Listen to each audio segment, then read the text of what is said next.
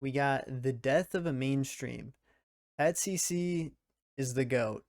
If y'all don't know Pat CC, he used to do like rap content. Like I don't know how long ago he stopped doing that. A couple years ago. But he would do like rap video essays and stuff. But also, yeah, like stuff like this is what I remember. He would do like ox battles and stuff like that. And then just like various music related things. There is more high quality content available than ever before, and yet most people feel like there is something missing. There was once a time where it felt like we were all in the Dang. All right, we got Crash Bandicoot up here. We got Lego. We got Home Alone, Nickelodeon Guts. Wow. Apple, Goonies. We got OG Charizards, Jurassic Park, uh, Ash Ketchum, and the Kool-Aid guy. Dang, they got everything up in here. Super Mario, Gollum. Man, take me back. Take me back.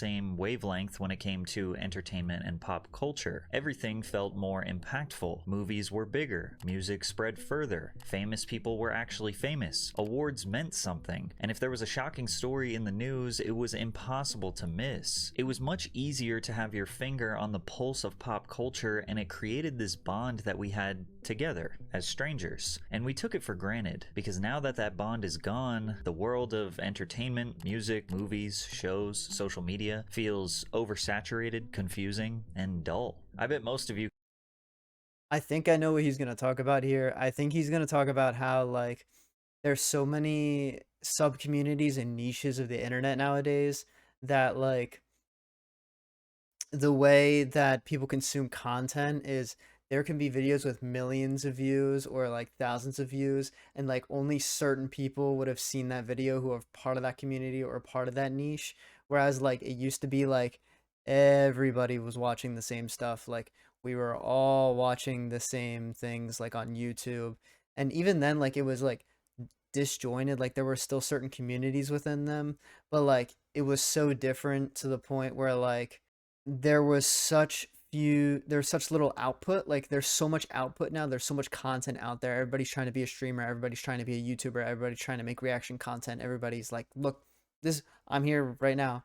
Everybody's clipping each other, everybody's doing low effort content and not putting their heart and soul to that. But then it's much more easily accessible to put for the high effort content. Like there's just so much content out there nowadays that like the stuff we watch, like it's harder to connect to people because we're not really watching the same stuff all the time, because there's just so much content out there. We couldn't possibly all watch the same stuff. can relate to this. How many times these days does someone say to you, "Hey, did you hear about," or "Hey, did you see," and not only is your answer no, but you literally have no idea what they are talking about. Life wasn't always like that. What we are missing today and for the past few years is a monoculture, which is essentially one culture that all I Americans think are I'm spot connected on to. here. Sometimes I even call it the death of mainstream, because nothing really feels mainstream anymore. Every decade had their own version of monoculture that was seemingly easily defined, but what will define the 2020s? What's our monoculture? Brain rot and Kanye, Travis Scott. I don't even know. Like, yeah. I mean, some of the TV shows and things like that, I feel like is sort of like a monoculture. Like we see here, Ted Lasso. That's kind of like what put me off. Like Step Brothers. Like there's those iconic movies, and like we're kind of getting those like it's sort of in waves, but like the shows nowadays with things like the superhero shows. So like Invincible and like The Boys and any sort of like really popular yo, what's up, Trevor?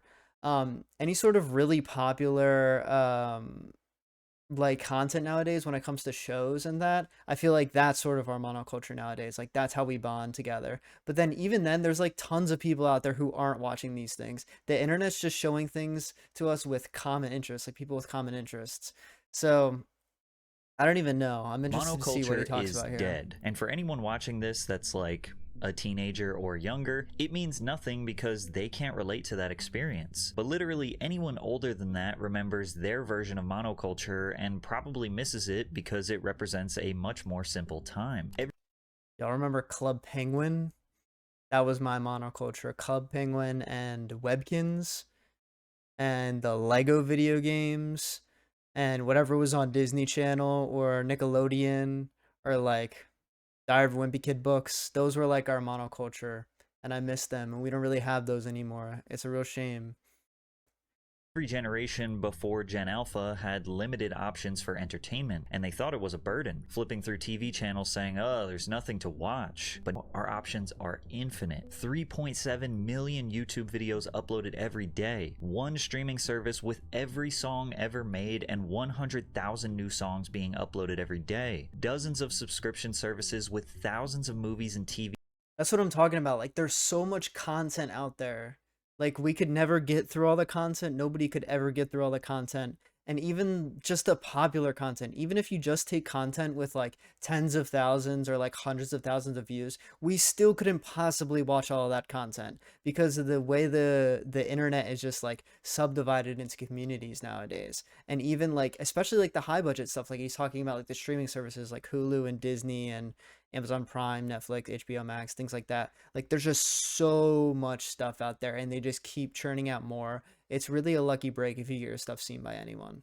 Shows, a literal endless singular feed of short form videos that one can spend hours without realizing the time has passed. And despite having access to all of this content, a lot of us feel bored and disconnected from each other. Well, today I want to talk about that feeling like something is missing. I believe it is tied to the death of monoculture. So let's dive into how we got here, where it went wrong, and actually why some of you might consider it to be a good thing. Entertainment has always evolved based on the available technology. The easier it is to consume, the less impactful it is. Movie theater ticket sales had their all-time peak in the US in 1946. Over 90 million weekly admissions were recorded. Dang, that's a which means crazy that about number. 90 60% of the US million? population went to go see a movie that year. Wow. Now, were movies objectively better in 1946? Absolutely not. That's There were just insane. less of them, and less entertainment overall. The introduction of the television Exactly what likely I was slowed talking down about. movie ticket sales, but opened up a whole new opportunity for entertainment. Cartoons, sitcoms, and of course, ads tell you what happened the next day. Or even worse, you had to read this book called the TV Guide to figure out when they were going to air a rerun. Plus, there were only a few channels, so competition for attention was fierce, but that also meant that millions of people were watching the same thing at the same time. With most households operating on 9 to 5 work schedules, the only time carved out to entertain yourself was between 7 and 10. This was known as prime time, and that's when the few good shows were on. Families watched the same things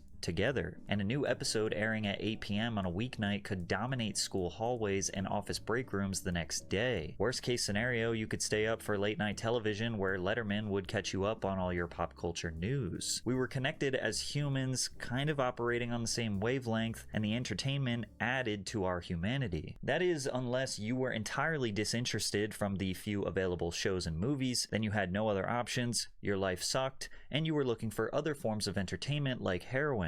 But at least back then, it didn't Yo, have wait. fentanyl in. That what?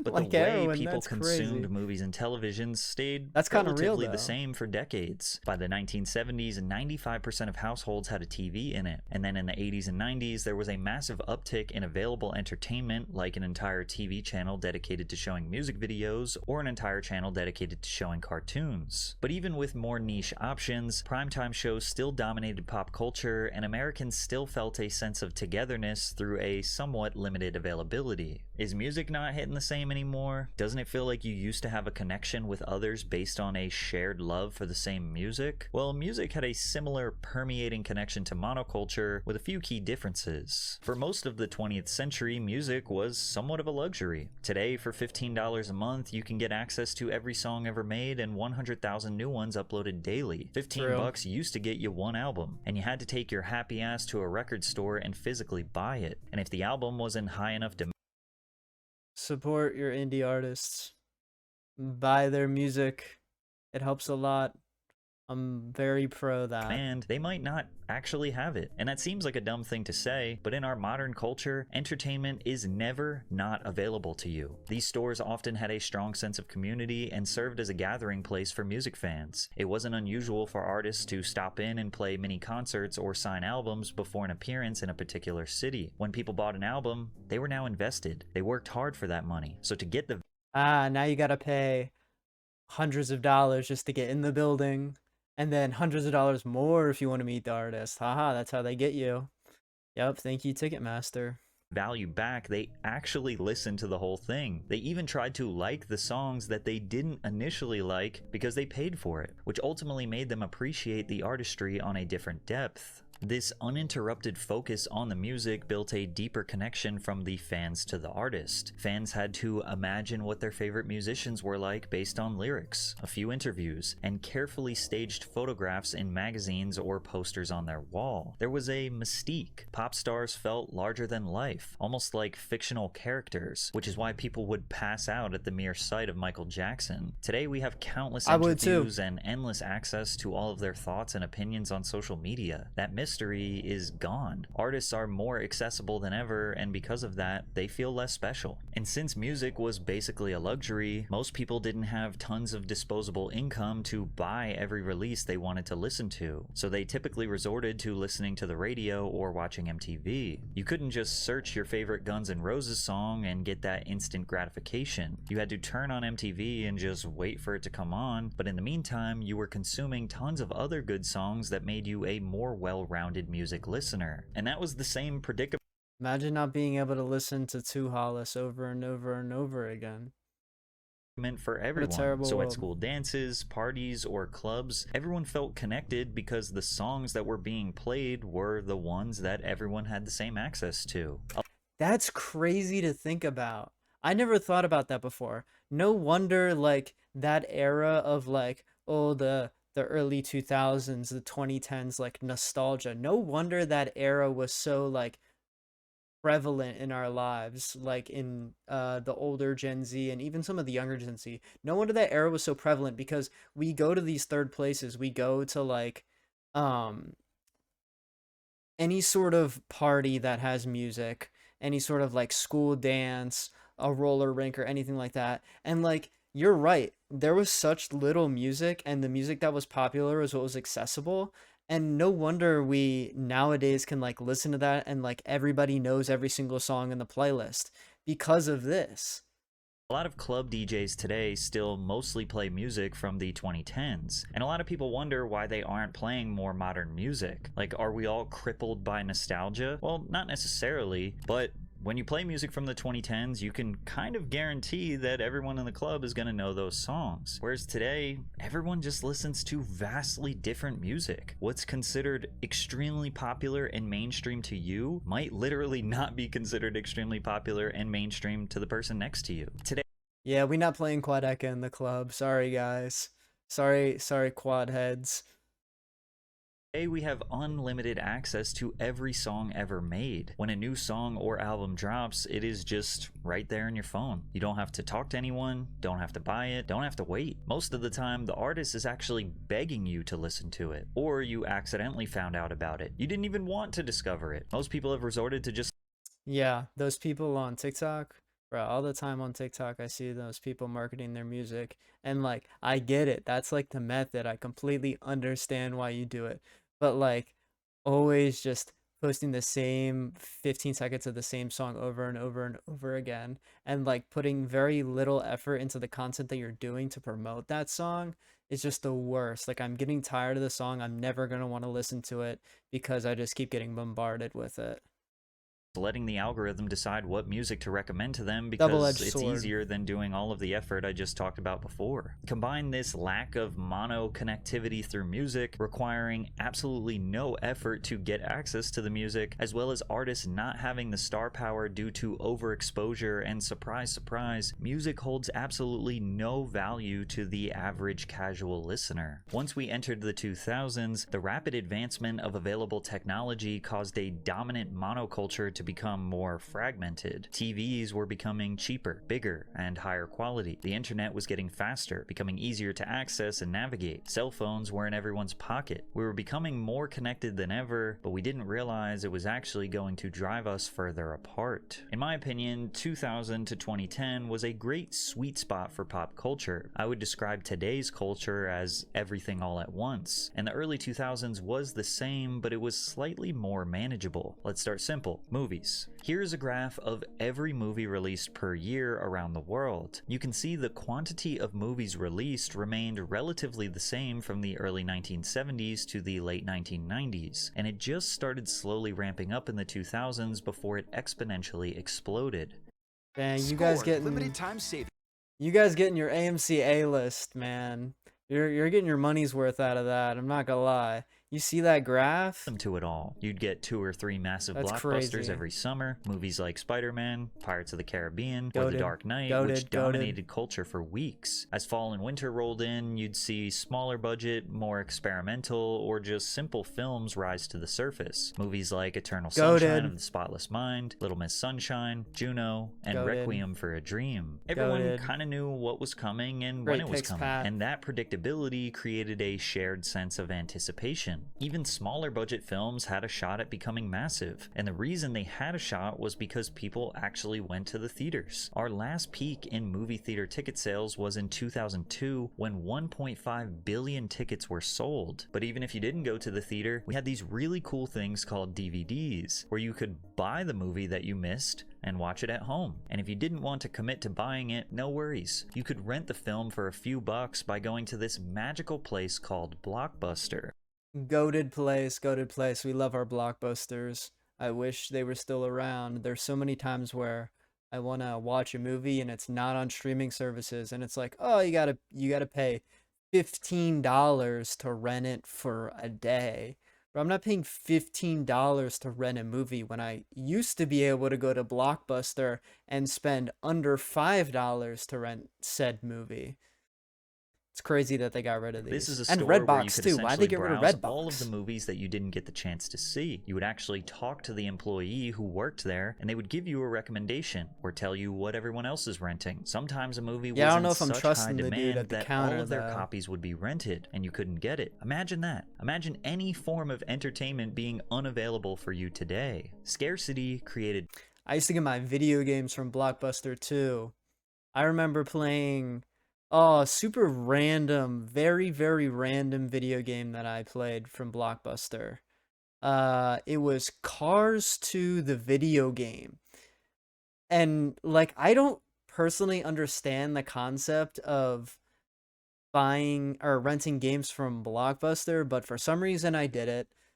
Because I had to return it like the same week or like a couple days later. So it didn't really make sense because there was no way I was finishing said game because I'm a kid. I like go to school and I come home from school and then I play the game. Like, I didn't have enough time to finish the game, so I don't really know why I did that, but I do remember getting Cars 2 the video game from Blockbuster. Shout out Blockbuster. Demand, and it made the film more exciting. It made you want to watch it more. Most of those crappy yet special early 2000s comedies were the perfect films to pick up at a Blockbuster, and people loved that place. The company earned $5 billion in revenue in 2004. The point is that you and everyone around. I mean, it makes sense why they closed because, like, obviously it wasn't profitable anymore, but, like, sometimes I wish they still existed.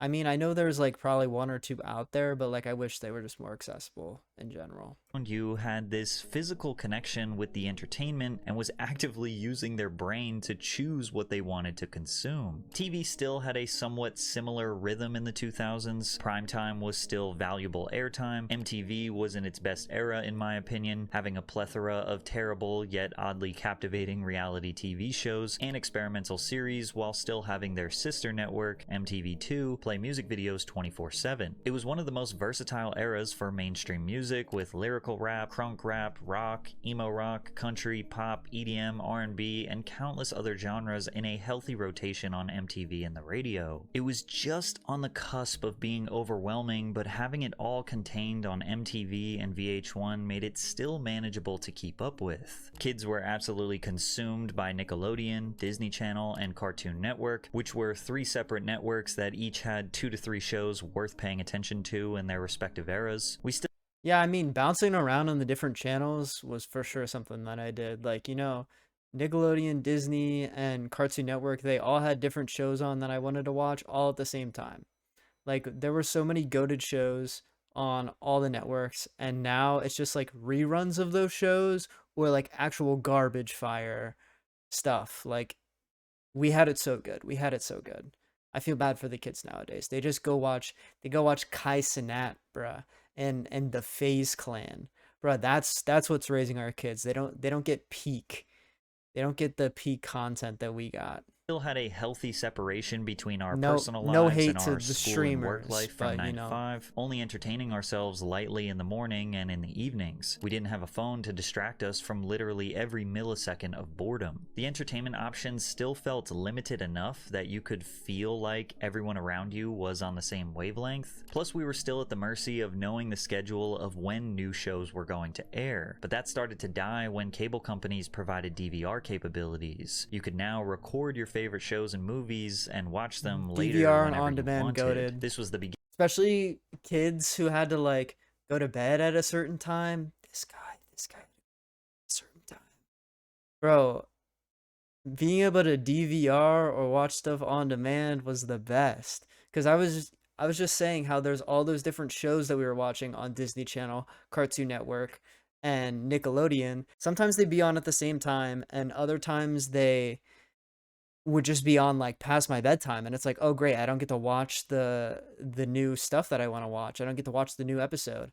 So DVR and on Beginning demand of the goated. streaming service era takeover that so many people today loathe. Today, you may feel like you are not as connected to the culture because 1, less people are going to the theaters, and 2, the DVD and TV business has been demolished by streaming services like Netflix, Hulu, HBO Max, etc. Being able to stream anything, anywhere, anytime, all while being alone in your room means there's no anticipation, no excitement, nobody to share the experience with, and therefore no real reason to watch, which is why you simply scroll and scroll through endless choices, waiting for something to magically grab your attention, waiting for something to give you a reason to watch, but it just That's never real. happens. On a lighter note, every now and again, That's we why do I'm have a here. monoculture moment. This I is think the back reason to to the watch, Barbie guys. movie where Quality girls were content right excited to here. dress in all pink and drag their boyfriends to the theaters, only for the guys to immediately after drag their girls to see Oppenheimer, where I'm assuming I don't think we were dragging our girls to see Oppenheimer though. Like if they wanted to watch it, they were watching it. I don't think you're like dragging someone to go watch Oppenheimer. Like, let me go take you watch this 3 hour long biopic. Like I'm gonna drag you along to that. Like if somebody doesn't want to watch Oppenheimer, I'm not taking them to Oppenheimer, dude. That's crazy. many of them fell asleep. I think back to Squid Games, where it felt like everyone and their mother was blindsided by this dystopian critique of capitalism disguised I still haven't watched Squid Games. Is that bad? I feel like I'm okay. I feel like I don't need to watch it. I watched the Mr. Beast version. I think that's what I needed. I don't think I need this other version. I got the gist from just the monoculture as we're talking about, but like I don't know, maybe I need to watch it.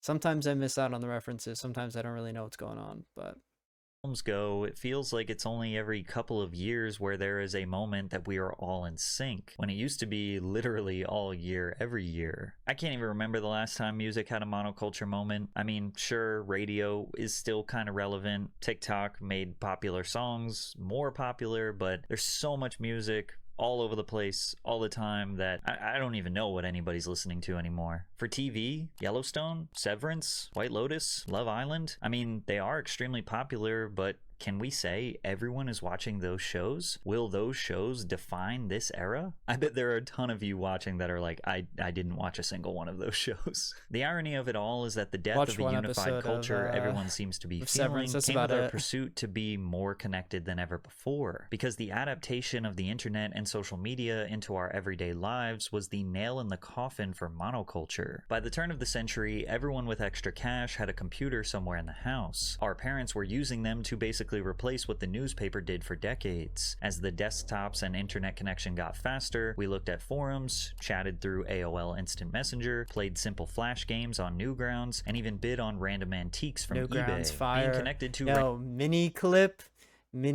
is fire, dude. I wanted to play mini clip on stream, and then I realized that they took it down. Like, mini clip doesn't exist anymore. Isn't that so sad?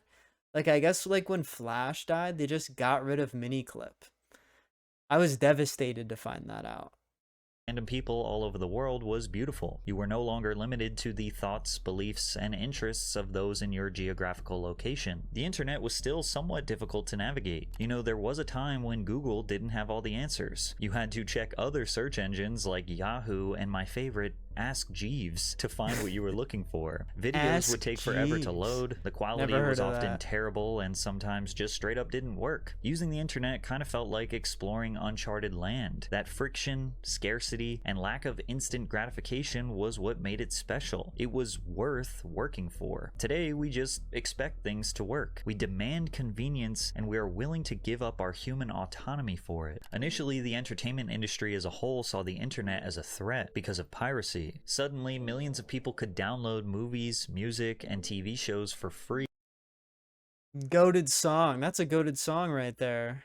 through networks like Napster, LimeWire, and torrent sites, completely bypassing traditional revenue models. Studios, labels, and networks feared the collapse of their business structures, as physical sales and TV deals were at the risk of being replaced. The internet stripped them of control, and for the first time, the consumer had the power to access content without paying a cent. From the consumer's perspective, the logic was simple. Why pay for something when you can get it for free instantly? Piracy wasn't just about being cheap, it was about convenience. Buying a CD or DVD meant going to a store, spending 10 to 20 bucks, and hoping you'd like the full album or movie. Then again, people didn't That's real nowadays. We just stream that, John. And if we want to be a good person and support our artists, then we buy it after we know we like it already. But like, that's not to say like I haven't bought albums, having listened to them, bought them, and then now no longer really listen to it or really like the album anymore. I definitely do have records in my collection that I just do not play because I just don't like the albums really anymore. Or there's like one or two songs that I really like, and that was enough to convince me to buy the album when I had expendable income. But yeah. realize the nuanced value of the additional human experiences they got while consuming entertainment. All that driving to the store, talking to people, limited inventory, sitting on a sticky theater seat, that was all just considered to be an inconvenient cost to getting what you wanted. But you couldn't argue against the value that the internet brought to individuals. It gave everyone a voice, a platform, and endless options tailored exactly to their preferences. And that ramped up significantly in 2003 when MySpace became the first widely accepted platform for social media. By 2005, the platform had around 300 million users and had an estimated valuation of over $10 billion. The platform allowed people to share their personal passions and stories as individuals. If nobody in your real life aligned with your interests, you would be able to find a community of like-minded people online. People started calling random strangers on the internet their friends. They became invested in their lives.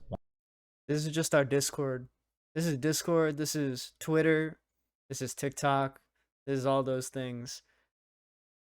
We have it good. We have it good. Online friends are not weird anymore. People are more accepting of that kind of stuff. Shout out chat. Shout out the people in my chat. Shout out the people that come to these streams, cause like we're kind of friends.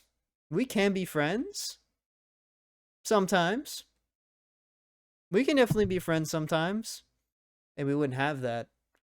We wouldn't have that if we had to go outside and if it wasn't a socially acceptable thing. Wanting to know what they were doing in their geographical location. Your connection to random people around the world started to make you disconnected from those physically around you. Slowly, the digital world began to feel more important than the physical one. As platforms evolved, first with Facebook, then Instagram, and eventually TikTok, the focus shifted even further away from a shared experience.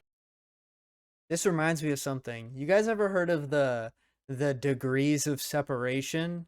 How like every person in the world is connected to like can be connected to someone else through like just a few people. Like my degrees of separation leveled up a lot recently because like a year or two ago when I was in Florida, I met Andrew from the Escape Pod podcast, and they just had David on their podcast. So like my degree of separation with celebrities and with musicians right now just leveled up just exponentially, because then you go me, you go Andrew, and then you go David, and then it's like everyone. It's free game. It's just free game at that point because David's like connected with a bunch of famous people. He's connected with streamers. He's connected with really famous musicians, YouTubers. Like that degree of separation just leveled up so much. It's so crazy now.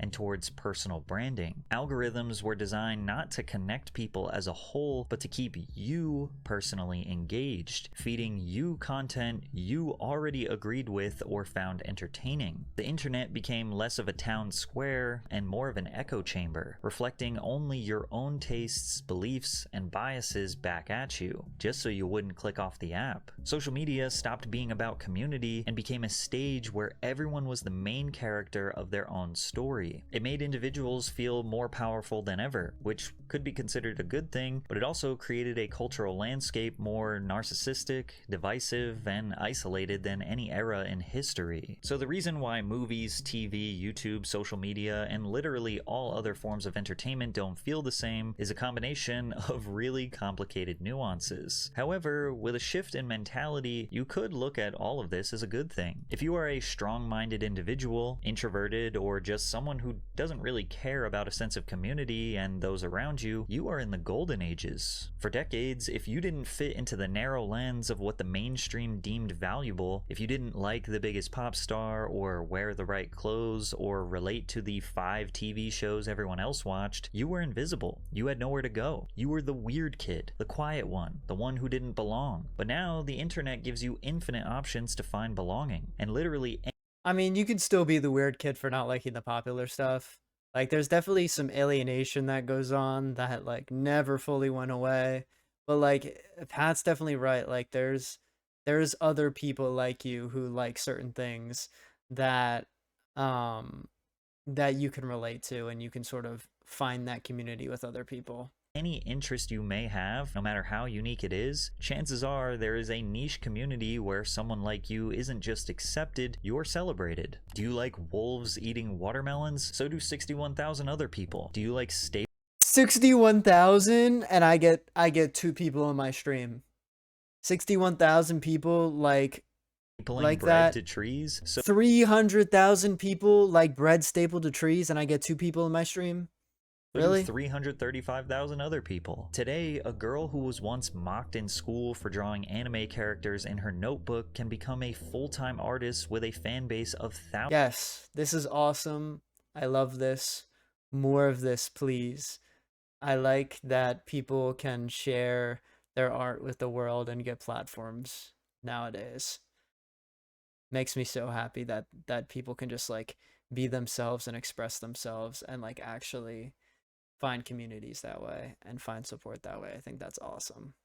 Thousands or millions. A kid who was laughed at for making weird songs on his cracked BandLab app can go viral on TikTok and then chart on the Spotify Viral 50. Shout out, a filmmaker David. with no connections and no budget can put their short film on YouTube and have it resonate with millions of people around the world. These stories were impossible in the monoculture era because the gatekeepers decided what was and what wasn't. Before the internet, independence was next to impossible, and today the gatekeepers have less power than ever. So maybe entertainment feels more chaotic, more overwhelming, and less special. Maybe we are no longer all connected under a simple, easy to navigate monoculture, but there is more opportunity than ever for a small independent creator to get a taste of that success. And for consumers, if you know what your interests are and do not let algorithms decide what you want to watch, and are willing to do the tedious task to actively get outside of the echo chamber that these algorithms are trying to hold you in, and find that one quality YouTuber or that one underrated Hulu series. I'm that one quality YouTuber, boy. Me. I'm good for your kids. Let your kids watch me. Or if you are a kid, you can watch me. Or if you're an adult without kids, you can watch me. I'll be your guy. I'm good for you. I'm good for you. Trust, trust, Then trust. you are probably completely fine with today's entertainment climate. Build your own world. Who cares about community? This is your life. Now, I personally I'm building my own world. This is a Truse verse, baby. go back and forth on my feelings towards the death of monoculture. I don't personally feel drowned out in content. Since I have terrible movie and TV taste, I will watch just about anything as long as there is a decent premise for the plot. As far as music goes, I am totally willing to put in the grind to find my new favorite artist, and I'm actually one of those annoying people who kind of starts to dislike someone when they get more famous. So I actively look for underrated talent, and Spotify and social media makes that Pat has always been good at that. Pat has always been good at supporting and finding underground artists. a million times easier and more convenient. But at the same time, I do miss that sense of monoculture. I play a lot of golf, and when I meet new people, I've had countless conversations that lead nowhere because we have absolutely nothing in common due to being stuck in totally different algorithmic echo chambers. Sometimes the golfers That's crazy to think about. Because sometimes you'll get like introduced to somebody who's like a friend of a friend, and you just like can't connect with that person because you just live different lives, and the content that you consume is just so different that you just can't connect on anything. And like maybe you don't watch the same sports. Maybe one of you don't watch sports at all. Like it's so hard to be connected to people in real life nowadays, and I think that's why we see people get connected and get these sort of parasocial relationships with people online, and especially streamers in general. Like finding that person who has similar interests to you is so hard to do in person that it makes sense why a lot of people go online to find that.